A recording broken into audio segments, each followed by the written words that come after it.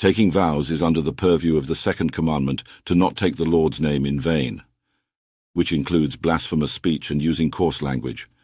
But more important is making promises or vows that you do not intend to keep or make without thinking. Whatever is willed in heaven will be done regardless of what we vow to do. Before making a vow, prepare yourself.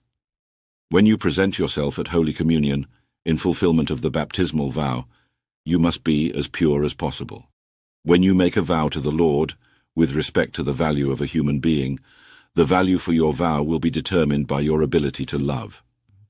When you make a vow to the Lord or bind yourself under oath to a pledge, you shall not violate your word, but must fulfill exactly the promise you utter.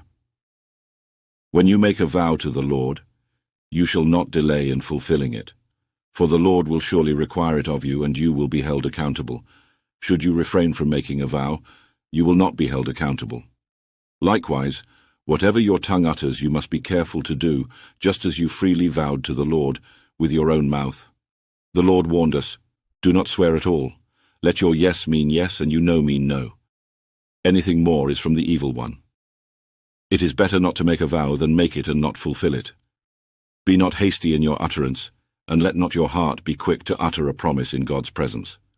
When you make a vow to God, delay not its fulfillment, for God has no pleasure in fools. Fulfill what you have vowed.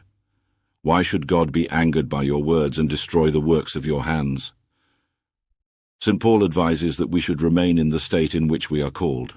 For example, what I ask myself multiple times a day is this when fending off lustful inclinations: am I free of a wife? Then do not look for a wife. If I marry, however, I do not sin, but such people will experience affliction in their earthly life, and I would like to spare myself for that. An unmarried man is anxious about the things of the Lord, and how he may please the Lord. I am telling myself this again for my own benefit, not to impose a restraint upon myself, but for the sake of propriety and adherence to the Lord without distraction. I should like myself to be free of anxieties. I should continue before God in the state in which I was called, ihidaya, single, oneness with the Lord Jesus Christ.